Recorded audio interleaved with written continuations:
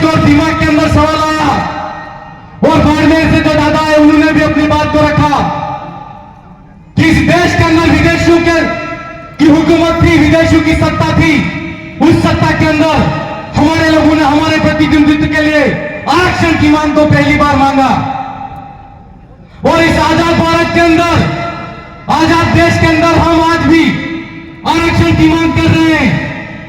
मैं अनुसूचित इलाके की ही बात करूं तो यहां पर अनुसूचित इलाके के अंदर संविधान की मूल भावना के अनुरूप 244 एक्ट के तहत यहां पर इस इलाके के अंदर आरक्षण होना चाहिए और आरक्षण इसलिए जरूरी है कि आज हम लोगों को सोचने की जरूरत है कि इस आजादी के अंदर भी हम आरक्षण की मांग कर रहे हैं। स्टैंड ले लिया तो हमको सबसे पहले तो यह सोचना होगा कि अंग्रेज जब इस देश के अंदर सत्ता सौंप के गए उस समय इस देश के अंदर, हमारे देश के अंदर लोकतंत्र स्थापित हुआ और लोकतंत्र के अंदर हमको हमारे प्रतिनिधित्व के आधार पर राजनीतिक तौर पर हमको आरक्षण मिला और हमारे लोग संसद के अंदर जा रहे हैं, प्रत्येक राज्य के अंदर विधायक बनते और विधानसभा की विधायिका के अंदर जाते हैं। क्या हमको सोचने की जरूरत है या नहीं है कि उस समय अंग्रेजी हुकूमत के सामने हमारे लोगों ने आरक्षण लड़ाई लड़के मांगा और आरक्षण हमको मिला।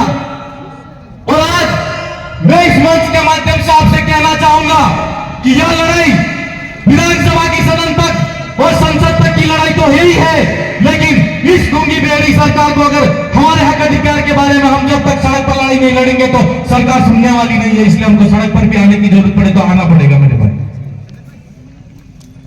आप सब अगर आरक्षण की पिछली पृष्ठभूमि के अंदर जाते हैं तो 1882 के अंदर पहली बार मांग हुई।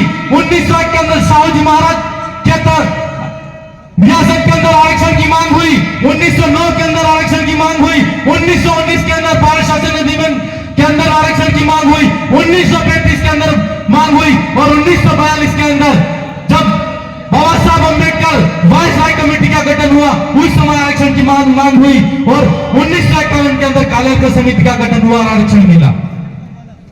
लेकिन कितना मिला? दादा बता रहे थे कि इस देश के अंदर 97% जो यहाँ के मूल निवासी हैं वो आरक्षण की मांग 3% लोग उसे कर रहे हैं। मैं ज्यादा बड़ी बात नहीं करूंगा, लेकिन इस मौके पर आपसे कहना चाहूंगा कि इस क्षेत्र के अंदर और इस इलाके को और इस राज्य की बात करें तो हम इस इलाके के अंदर संविधान की मूल भावना के अनुरूप आरक्षण की मांग कर रहे हैं। मैं सरकार को कहना चाहूंगा कि यह हमारी दूसरी रैली है और हमारी तीसरी रैली या हमारी जो कमेटी बैठेगी वो प्रस्तावित करेगी और तीसरी रैली होगी, चौथी रैली होगी और जरूरत पड़ेगी तो हम बदनलाल सरकार जयपुर तक भी जाना पड़े तो जयपुर जो हमारा सचिवालय है, मुख्यालय है, विधानसभा है उसको भी घेरना पड़ेगा तो घेरेंगे। घेरेंगे कि नहीं घेरेंगे? हाथ खड़े करके बताओ। धन्यवाद। और हम लोगों को सोचने की जरूरत है, मात्र इस आरक्षण की बात नहीं है। आरक्षण के अंदर हम जाते हैं तो सरकारी सेवाओं के अंदर हमको प्रतिनिधित्व मिलेगा, लेकिन आप सब तमाम युवा साथियों से मैं कहना चाहूंगा, मेरे बड़े बुजुर्गों की जीवन तो निकल गया है, लेकिन मैं युवा साथियों से कहना चाहूंगा क्या सरकारी सेवाओं के अंदर हमारा कितना प्रतिनिधित्व है, हम व्यापार के अंदर हमारा कितना प्रतिनिधित्व है, चिकित्सा के अंदर हमारा कितना प्रतिनिधित्व है, भारत सरकार की जितनी नौकरियां हैं उसके अंदर हमारा कितना प्रतिनिधित्व है। और हमको ये सोचना पड़ेगा, नेवी, इंडियन फोर्स और 7 जितने ब्यूरोक्रेसी है इस देश के अंदर, उसके अंदर हमारा कितना प्रतिनिधित्व है और कितना आरक्षण है उसके बारे में जानकारी रखनी होगी। और हमको जितनी सरकारी जो परीक्षाएं आ रही है उनके अंदर आने वाले समय के अंदर तैयारी करनी होगी।